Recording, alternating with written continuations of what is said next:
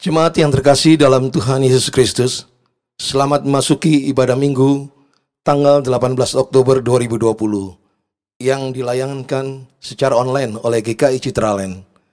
Pelayan firman oleh Pendeta Samuel Ismayanto dengan tema mengelola kekuasaan. Mari jemaat kita bersatu sejenak.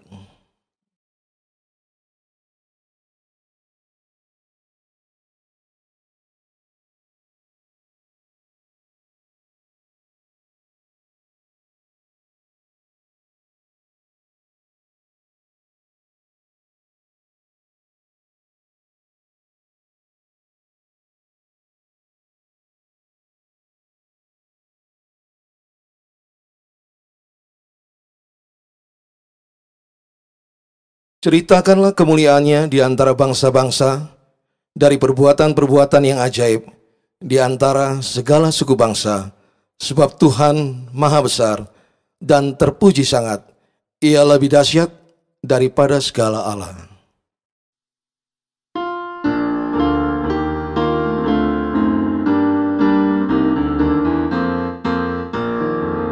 Segala kemuliaan bagimu penebus, bersuara anak-anak memuji di kau terus. Malaikat dalam surga memuji namamu, segala yang tercipta menyambut kuasa-Mu. Kita memasuki ibadah minggu ini dengan satu pengakuan bahwa pertolongan kita datangnya dari Tuhan yang menciptakan langit dan bumi. Amin. Amin,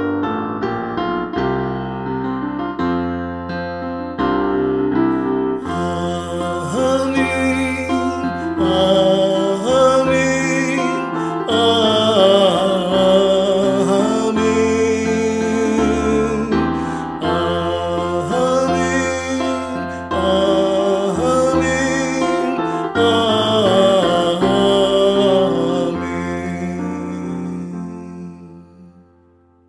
Damai Kristus besertamu.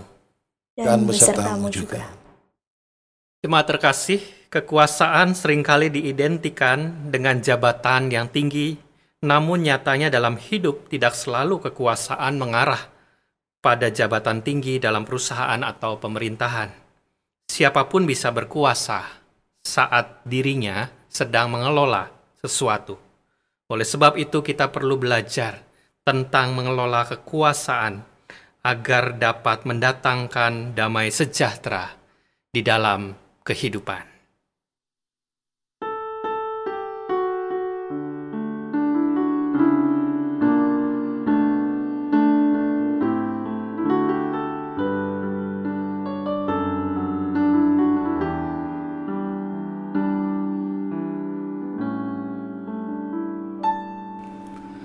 Bukan dengan kekuatanku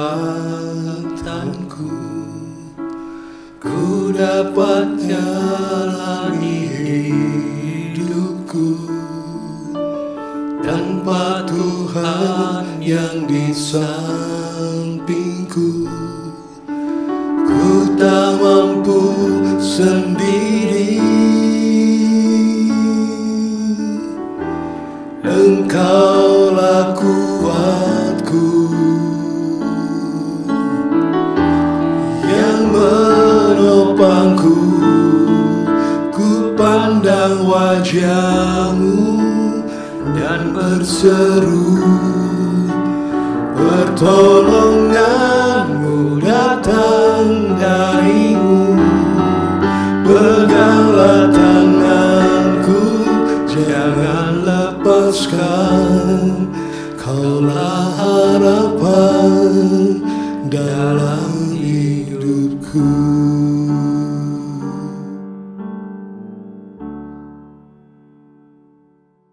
Jemaat terkasih, mari mengakui dosa kita di hadapan Tuhan secara pribadi.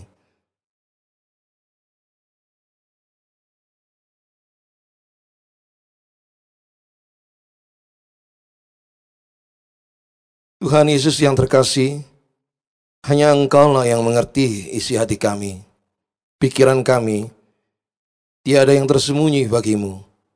Kami yakin kasih-Mu lah yang mentahirkan kami dari segala dosa. Kami bersyukur atas pengampunan-Mu. Dalam Tuhan Yesus kami berdoa. Amin.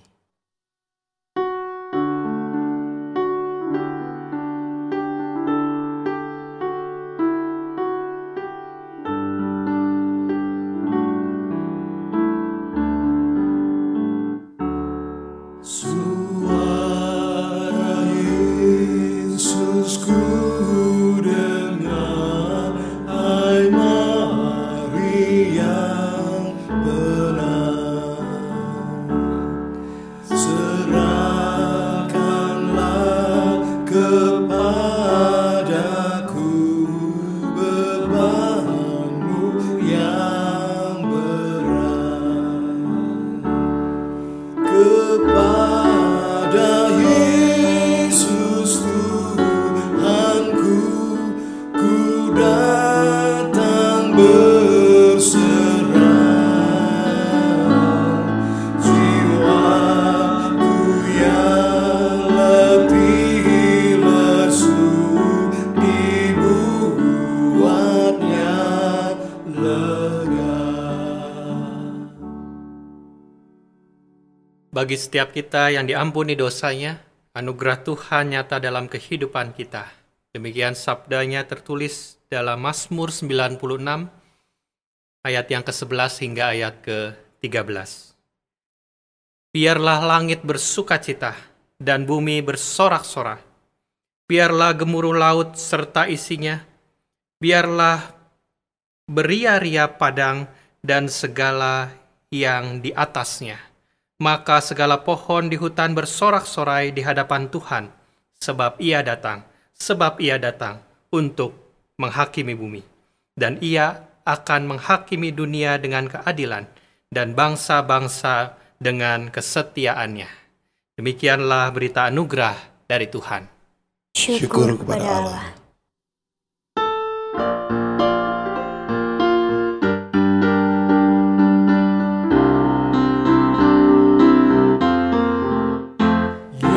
Yesusku berjanji setia padamu, ku pinta kau selalu dekat ya Tuhanku, di kancah pergumulan jalanku tak sesat.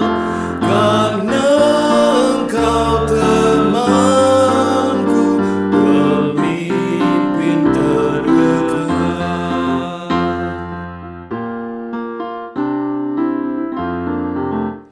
Ya Yesus, Kau berjanji kepada umat-Mu, di dalam kemuliaan Kau sambut hamba-Mu, dan aku pun berjanji setia padamu. Berikanlah karunia mengikut-Mu teguh. Jemaat, mari kita meminta pertolongan Roh Kudus untuk menyertai kita di dalam pemberitaan firman. Mari berdoa. Kami yakin dan percaya Tuhan, Roh Kudus Tuhan hadir ke tempat kami masing-masing, baik kami yang sendiri maupun bersama keluarga, menyapa setiap kami di dalam renungan firman Tuhan, sehingga kami boleh menjadi pelaku-pelaku firman Tuhan, yang mampu mengelola kekuasaan yang Tuhan percayakan kepada kami di dalam kehidupan ini. Dan Engkau yang memampukan kami untuk menjalani kehidupan sebagai pengikut-pengikut Kristus. Dalam Kristus kami berdoa. Amin. Pembacaan dan perenungan firman Tuhan akan diambil dan saya bacakan dari Injil Matius pasal yang ke-22, ayat ke-15 hingga ayat ke-22. Injil Matius pasal yang ke-22, ayat 15 hingga ayat ke-22.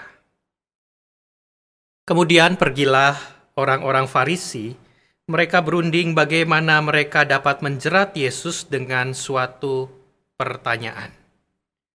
Mereka menyuruh murid-murid mereka bersama-sama dengan orang-orang Herodian bertanya kepadanya, "Guru, kami tahu engkau adalah seorang yang jujur dan dengan jujur mengajar jalan Allah, dan engkau tidak takut kepada siapapun juga, sebab engkau tidak mencari muka. Katakanlah kepada kami pendapatmu, apakah diperbolehkan membayar pajak kepada kaisar atau tidak?" Tetapi Yesus mengetahui kejahatan hati mereka itu, lalu berkata, "Mengapa kamu mencobai aku, hai orang-orang munafik? Tunjukkanlah kepadaku mata uang untuk pajak itu." Mereka membawa suatu dinar kepadanya. Maka ia bertanya kepada mereka, "Gambar dan tulisan siapakah ini?" Jawab mereka, "Gambar dan tulisan Kaisar." Lalu kata Yesus kepada mereka, "Berikanlah kepada Kaisar apa yang wajib kamu berikan kepada Kaisar, dan kepada Allah apa yang wajib kamu berikan kepada Allah." Mendengar itu heranlah mereka dan meninggalkan Yesus lalu pergi. Demikianlah pembacaan Injil Tuhan Yesus Kristus. Berbahagialah mereka yang tidak hanya mendengar tetapi juga menjadi pelaku-pelaku firman Tuhan. Haleluya. Haleluya, haleluya, haleluya.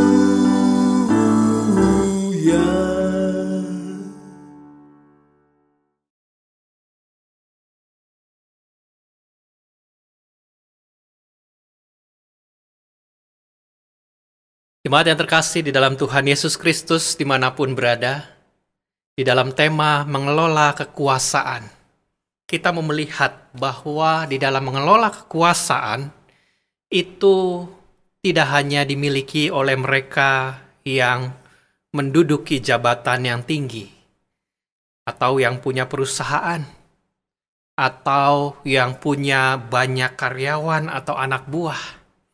Tetapi siapapun itu, siapapun kita, apapun perannya, kita semua punya tanggung jawab mengelola kekuasaan.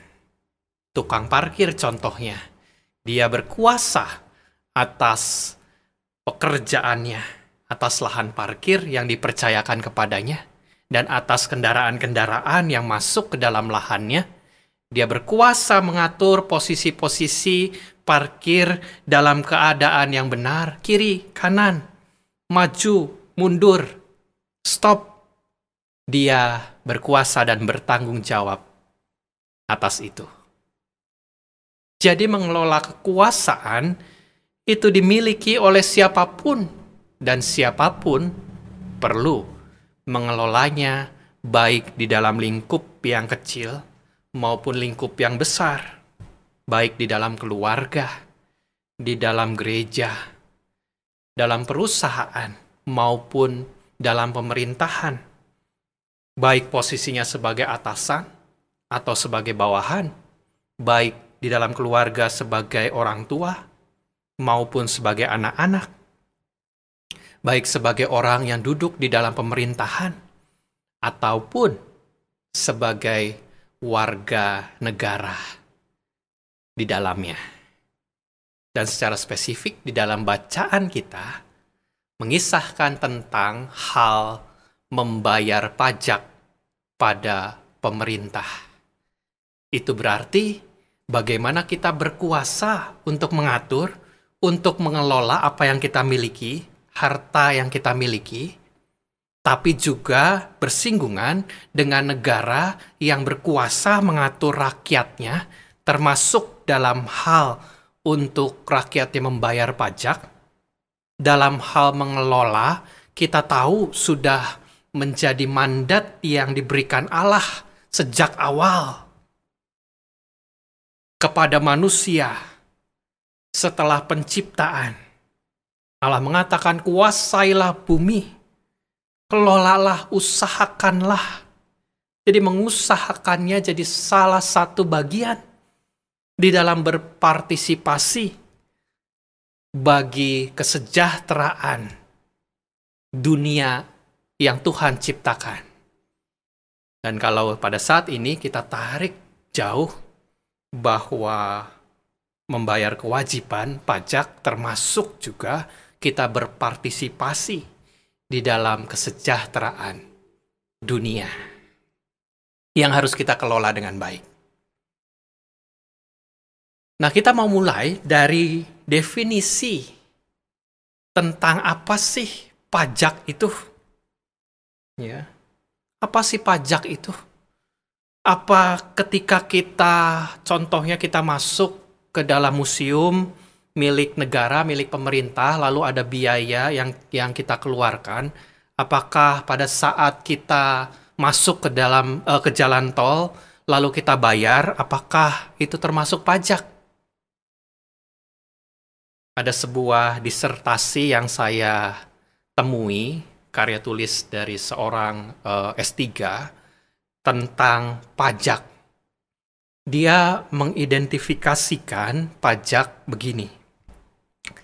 Pajak adalah kontribusi yang ada unsur paksaan kepada pemerintah. Wah, menarik ya. Pajak itu adalah kontribusi yang di dalamnya ada unsur paksaan kepada pemerintah. Di dalam disertasinya menulis seperti itu. Jadi kalau sukarela, berarti kita tidak bisa sebut sebagai pajak. Misalnya masuk jalan tol, kita bayar. Itu kan sukarela. Kenapa? Kita mau pakai jalan tol atau kita mau pakai jalan biasa, itu pilihan kita. Jadi kalaupun kita bayar kepada pemerintah, itu tidak termasuk pajak. Karena kita memilih dan kita menikmatinya bahwa kita di jalan tol ya akan lebih cepat pada umumnya. Jadi pajak adalah kontribusi yang ada unsur paksaan kepada pemerintah, dilanjutkan begini, dan diberlakukan untuk kepentingan publik, untuk kepentingan umum, bukan untuk kepentingan sendiri atau kepentingan tertentu. Artinya, tujuannya untuk menutupi kebutuhan-kebutuhan yang muncul dari pelayanan publik. Ya, pemerintah membuat infrastruktur, membuat pelayanan pendidikan, kesehatan yang lebih baik dan lain-lain. Nah, upaya-upaya pemerintah untuk melayani publik inilah ditutup melalui pembayaran pajak itu. Lalu, disebutkan lebih lanjut, tanpa rujukan kepada keuntungan yang spesifik yang diberikan kepada si pembayar pajak. Artinya, tidak ada keuntungan langsung buat si pembayar pajak. Tapi keuntungannya itu jangka panjang. Misalnya infrastruktur yang dibangun pemerintah dari hasil pajak, ya, akhirnya ada jalan tol, begitu jadi bagus, lalu perekonomian jadi berputar, akses jadi terbuka, maka pada akhirnya bertahun-tahun kemudian pendapatan dari setiap usaha kita bertambah. Tidak secara langsung, secara spesifik diberikan kepada si pembayar pajak pada saat itu, tapi keuntungannya jangka panjang. Dari definisi ini, kata kuncinya yang pertama tadi ada paksaan, lalu dibayarkan kepada pemerintah, kepentingannya untuk kepentingan publik, untuk pelayanan publik, dan kita sendiri tidak mendapatkan manfaatnya secara langsung pada saat itu. Bapak, Ibu, dan Saudara sekalian, secara historis, pajak sudah ada sejak zaman dulu, sampai sekarang. Secara historis pajak sudah tercatat di dalam Alkitab dari Perjanjian Lama, kitab Hakim-Hakim, Raja-Raja menyebutkan soal itu, maupun juga di dalam Perjanjian Baru, sehingga kita kenal ada profesi seorang pemungut cukai. Dan kira-kira Tuhan Yesus sendiri bayar pajak atau enggak ya? Kita lihat nanti. Orang-orang di dalam Perjanjian Lama, bahkan mereka untuk pindah tempat pun, ya, tercatat mereka dikenai pajak ketika mereka transaksi, ada transaksi barang, juga ada pajaknya. Kepada raja yang memerintah pada saat itu juga ada bea atau ada pajaknya juga. Bahkan diteruskan di dalam Perjanjian Baru, pengumpulan pajak juga dilakukan. Bahkan ada indikasi memakai kekerasan dan juga pakai pemerasan. Injil Lukas mencatat ketika Yohanes Pembaptis pada saat itu membaptis dan ada banyak orang bertobat, lalu ada banyak orang juga bertanya, apa yang harus kami lakukan? Ketika itu Yohanes Pembaptis mengatakan, kalau kamu bertobat, maka kepada pemungut cukai, dia mengatakan jangan pernah menagih pajak melebihi dari yang seharusnya. Lalu kepada tentara pada saat itu, dia juga berkata jangan memeras dan pakai kekerasan. Berarti ada konteks di mana pengumpulan pajak dulu ada praktek pemerasan dan ada praktek kekerasan. Jadi sudah terjadi, bahkan lebih buruk situasinya dari zaman sekarang. Lalu dari sisi penggunaannya, pajak sama-sama juga diberikan kepada pemerintah. Dalam hal itu kepada kaisar yang memerintah pada saat itu. Nah, kira-kira ketika diberikan kepada kaisar, pertanyaannya apakah dipergunakan dengan bijak, dengan baik atau tidak? Sama ya, kita juga bayar, kira-kira pertanyaannya sama. Dan kalau dilihat di dalam sejarah kekaisaran Romawi di dalam Perjanjian Baru, sangat jarang ada kaisar yang memerintah dengan baik, dengan bijak, dan dengan berbudi luhur. Jadi penggunaannya kadang tidak tepat, kadang tidak jelas. Bukan hanya di zaman sekarang, tetapi zaman dulu pun ia begitu. Sehingga ada banyak orang berpikir sama dengan apa yang kita pikirkan. Buat apa sih kita bayar pajak? Belum tentu pemerintah menggunakannya dengan benar kan? Ngapain kita bayar pajak? Nah, bukan cuma kita yang bergumul, umat di Perjanjian Lama, umat di Perjanjian Baru, sekarang kita tahu mereka semua pun bergumul tentang itu. Jadi secara psikologis orang-orang tuh punya pemikiran yang negatif terhadap pajak. Terhadap orang-orang pajak, pemungut cukai pada saat itu. Bahkan terbukti ketika Yesus makan bersama dengan para pemungut cukai, orang banyak langsung punya pikiran yang buruk terhadap Yesus. Kenapa Yesus dianggap mendukung orang-orang yang jahat itu? Nah, Bapak, Ibu, dan Saudara sekalian, dengan latar belakang yang tadi kita dengarkan, latar belakang historis atau sejarah, berarti kita punya pandangan yang sama saat ini tentang pajak dengan orang-orang terdahulu. Sampai-sampai ada pertanyaan yang ditanyakan kepada Yesus saat itu di dalam bacaan yang tadi kita baca sama-sama. Di dalam Matius pasal 22. Khususnya ayat yang ke-17. Tentang bolehkah membayar pajak pada kaisar?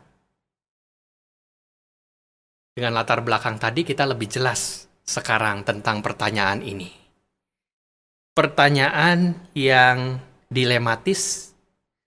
Kalau Yesus menjawab boleh, maka dia akan mendapat masalah karena orang Yahudi pada saat itu menolak pemerintahan kafir. Artinya mereka hanya mengakui satu sistem pemerintahan, yaitu pemerintahan teokratis di mana Allah sendirilah yang hadir sebagai pemimpinnya, tidak ada yang lain. Jadi mereka beranggapan bahwa dengan membayar pajak pada kaisar, berarti mengakui pemimpinnya bukan Tuhan sendiri, tetapi kaisar yang memerintah pada saat itu. Dan itu, kita tahu itu jadi gejolak, jadi pergumulan teologi yang tidak mudah bagi orang-orang Yahudi. Jadi kalau Yesus bilang boleh, maka dia akan bermasalah di sana. Tetapi Bapak, Ibu, dan Saudara sekalian, kalau Yesus jawab pada saat itu tidak boleh. Ini pertanyaan dilematis, pertanyaan menjebak. Kalau Yesus jawab pada saat itu tidak boleh, maka dia juga akan kena masalah yang lain. Dia bisa dilaporkan sebagai orang yang memberontak terhadap kaisar. Karena pada saat itu kekaisaran Romawi lah yang berkuasa dan menjajah. Dan kita tahu pengikut Yesus banyak pada saat itu. Jadi kalau dia ketahuan memberontak kepada kaisar, maka akan sangat mudah dia diciduk, dia ditangkap, dan dihukum mati. Jadi ini pertanyaan yang dilematis, yang memang sengaja untuk menjerat Yesus. Seperti makan buah si malakama, dimakan bapa mati, tidak dimakan ibu mati. Tapi Yesus memilih. Yesus yang kita kenal, dia selalu bijaksana. Dia tidak mau makan, tetapi dia juga tidak mau tidak makan.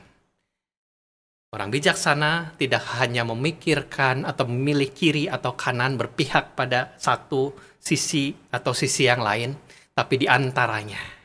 Sehingga terlihat dari jawabannya yang mengatakan gambar siapa di koin itu. Gambar kaisar. Ya sudahlah, kembalikanlah kepada kaisar. Tapi tidak semudah itu, Bapak, Ibu, dan Saudara sekalian. Karena yang sebenarnya isu bagi orang Yahudi bukan soal bayar pajaknya saja.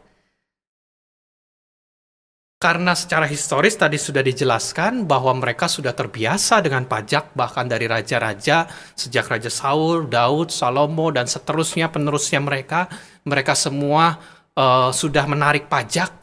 Jadi orang-orang Yahudi sudah terbiasa membayar pajak. Tapi kalau begitu persoalannya di mana? Persoalannya itu kepada siapa? Kepada kaisarnya itu. Pajaknya itu diberikan kepada siapa? Bukan soal bayar pajaknya. Bayarnya nggak masalah. Tetapi kepada siapanya itu yang jadi bermasalah buat mereka. Apalagi pada saat di bawah kekaisaran Romawi, maka jadi lebih rumit. Ya, bukan hanya bayar pajak, tetapi bayar kepada kaisar itu boleh atau enggak.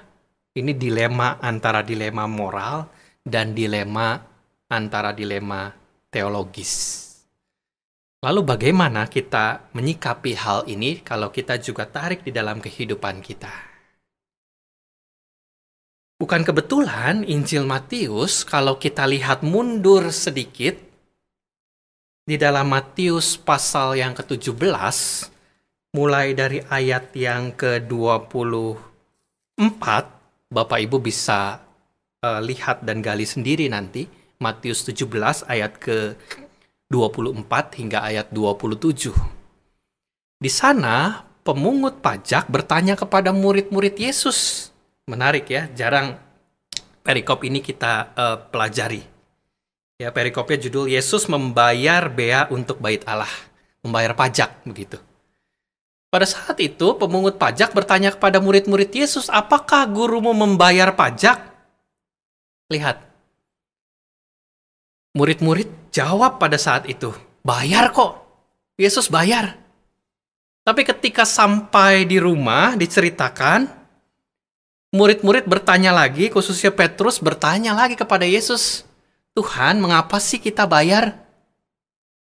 Murid-murid tahu Yesus bayar, tetapi dia nggak tahu maksud dari Yesus bayar.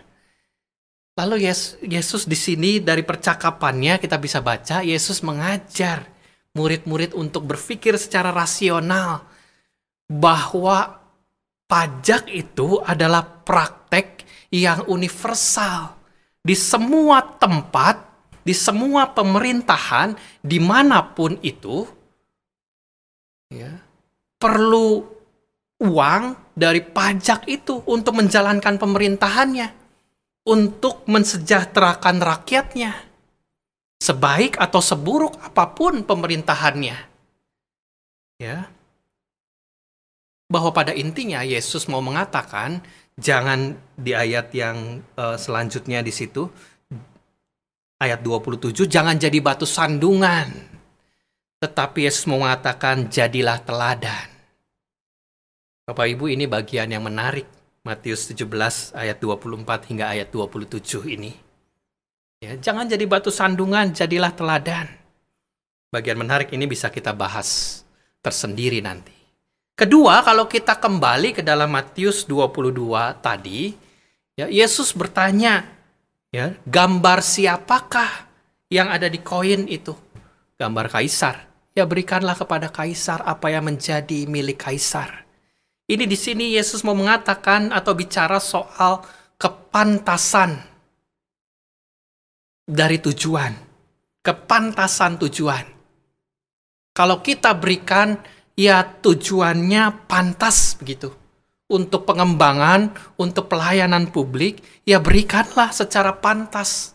Toh nanti kalau ada yang korupsi bagaimana? Ada pertanyaan begitu. Kalau ada penyelewengan bagaimana? Yesus mau katakan ini bukan urusanmu. Tetapi yang pantas kita berikan, ya berikanlah.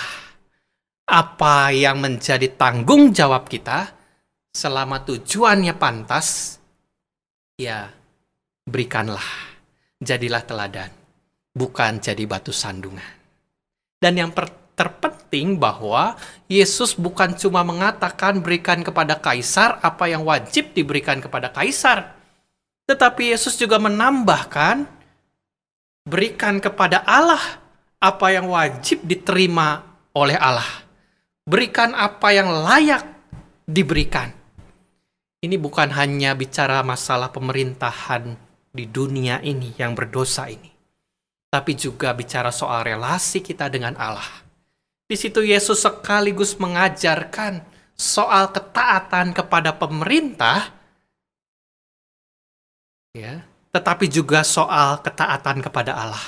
Bahwa ketaatan kepada pemerintah tidak boleh melebihi ketaatan kepada Allah. Jadi satu sisi membayar pajak itu dibatasi oleh ketaatan kita kepada Allah.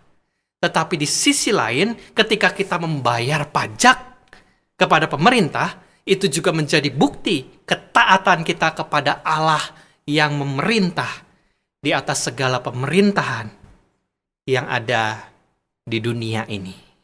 Itu makna dari apa yang kita baca, apa yang kita renungkan pada hari ini. Untuk itu marilah jemaat sekalian kita mengelola kehidupan yang Tuhan percayakan dengan sepantasnya.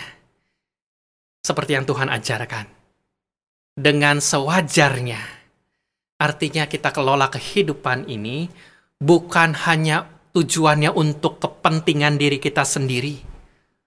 Untuk memperkaya diri kita sendiri. Tetapi ingatlah tujuan yang pantas tadi. Jangan hanya lihat untung ruginya buat kita saja. Apa artinya kita baik kalau di sekeliling kita banyak hal yang tidak baik? Kita sejahtera, tapi ada banyak orang yang tidak sejahtera. Maka berikanlah apa yang pantas diberikan kepada pemerintah. Dan ingatlah di situ, kita sedang mengusahakan kesejahteraan untuk banyak orang. Karena tidak secara langsung manfaatnya buat kita. tetapi mungkin buat orang lain akan menjadikan mereka sejahtera. Kesejahteraan buat kota, buat negara, dan buat dunia ini. Dan berikan juga apa yang pantas kita berikan kepada Allah, yaitu diri kita, hidup kita sepenuhnya. Untuk apa? Balik lagi Bapak, Ibu, dan Saudara sekalian, untuk menghadirkan damai sejahtera. Untuk menjadi teladan bukan batu sandungan. Untuk memuridkan dan untuk menghadirkan Kristus kepada orang-orang yang belum mengenal Tuhan. Dan disitulah kita bisa belajar. Disitulah arti dari mengelola apa yang Tuhan sudah percayakan di dalam kehidupan ini. Maka firman Tuhan mengingatkan, berikanlah kepada Kaisar apa yang wajib kita berikan kepada pemerintahan ini, dan berikan kepada Allah sebagai bukti ketaatan kita apa yang wajib kita berikan kepada Allah. Amin.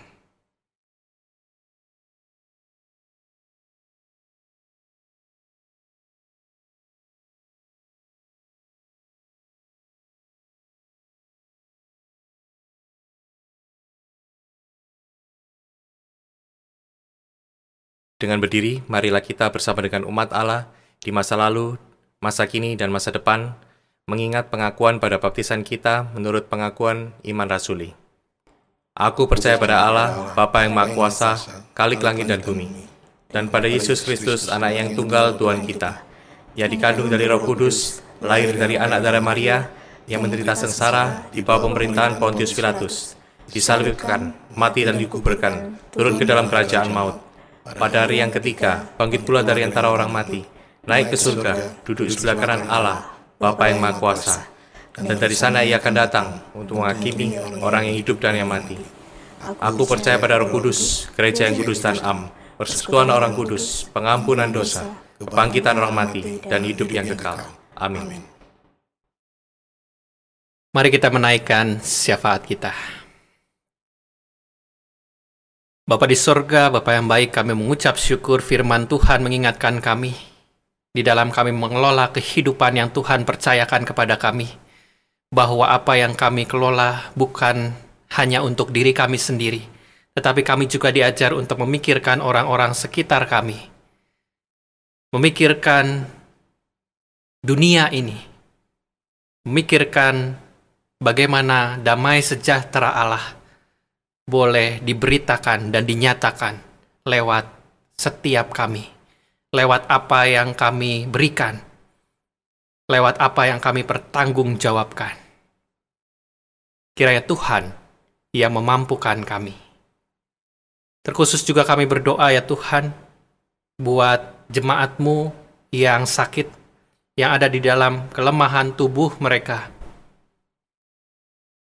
Juga jemaat-Mu yang memasuki usia lanjut, kiranya Tuhan di tengah-tengah keterbatasan hadir, memberikan sukacita, memberikan kedamaian, dan kiranya Tuhan yang memulihkan kesehatan mereka, dan Tuhan juga sendiri yang menyatakan kasih-Mu buat setiap mereka. Kami berdoa buat jemaat-Mu, buat orang-orang di luar sana yang di dalam pandemi ini usaha mereka terganggu. Kiranya Tuhan juga yang tetap memelihara mereka dengan kecukupan, sehingga mereka juga boleh mengucap syukur atas apa yang Tuhan sudah percayakan, dan boleh mengelola kehidupan dengan lebih baik, dan juga boleh tetap menjadi perpanjangan tangan Tuhan untuk kesejahteraan banyak orang. Berdoa juga bagi gereja-Mu di tengah-tengah pandemi ini. Kiranya gereja-Mu juga boleh memikirkan ulang bentuk-bentuk pelayanan. Tuhan yang berkati setiap pelayan-pelayan Tuhan yang hadir. Kiranya Tuhan juga yang hadir buat setiap mereka. Kiranya Tuhan yang hadir buat gerejamu di tempat ini, untuk boleh berdampak terus bagi kesejahteraan dunia ini. Terkhusus juga kami berdoa buat perizinan tanah di Bukit Bali. Kiranya kehendak Tuhanlah yang jadi di dalam proses perizinan yang melibatkan banyak pihak di dalamnya. Kiranya nama Tuhan dimuliakan di dalamnya. Kami berdoa juga ya Tuhan bagi bangsa dan negara ini. Di tengah-tengah situasi politik yang memanas, ekonomi yang merosot, kami yakin dan percaya tangan kasih Tuhan, hikmat Tuhan hadir dan bekerja di antara setiap pemimpin-pemimpin, di antara setiap warga negara, sehingga dengan bijaksana boleh memerintah dan boleh tunduk kepada pemerintahan seperti kami semua tunduk kepada Engkau sendiri. Kami berdoa untuk persiapan pemilihan umum kepala daerah. Kiranya Tuhan juga yang boleh campur tangan di dalamnya, sehingga pemimpin yang terpilih pada akhirnya, kiranya hikmat Tuhan bekerja. Dan pemimpin-pemimpin yang terpilih adalah pemimpin-pemimpin yang takut akan Tuhan. Inilah doa dan permohonan kami yang kami panjatkan hanya di dalam nama Tuhan kami, Yesus Kristus. Amin. Jemaat yang terkasih, tiba saatnya kita memberi persembahan sebagai wujud syukur kita atas pemeliharaan Tuhan. Persembahan dapat ditransfer ke rekening GKI Citraland atau melalui QR kode. Mari memberi dengan sukacita sambil mengingat sabdanya. Mazmur pasal yang keempat ayat yang ke-6. Persembahkanlah korban yang benar dan percayalah kepada Tuhan.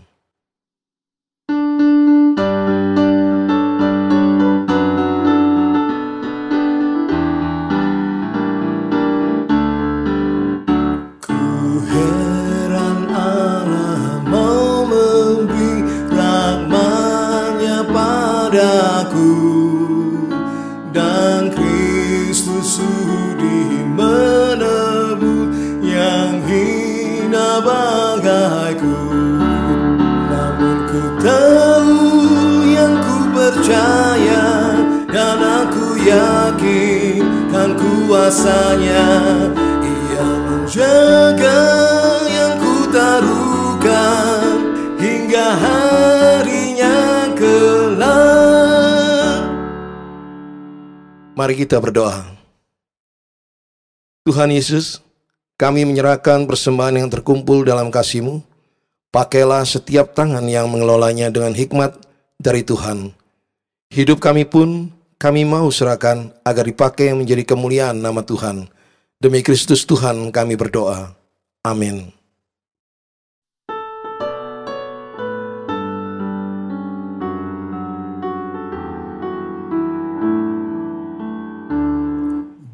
Yesus berada di tengah keluarga, bahagialah kita, bahagialah kita.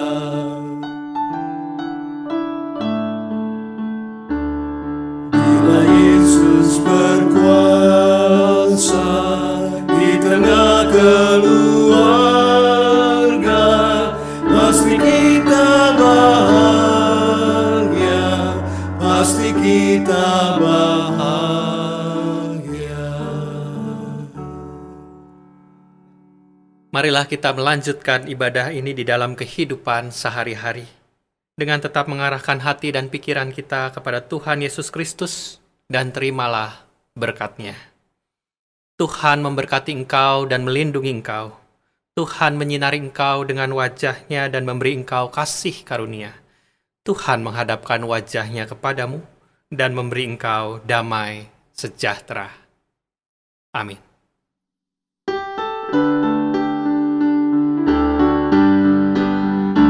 Haleluya, haleluya.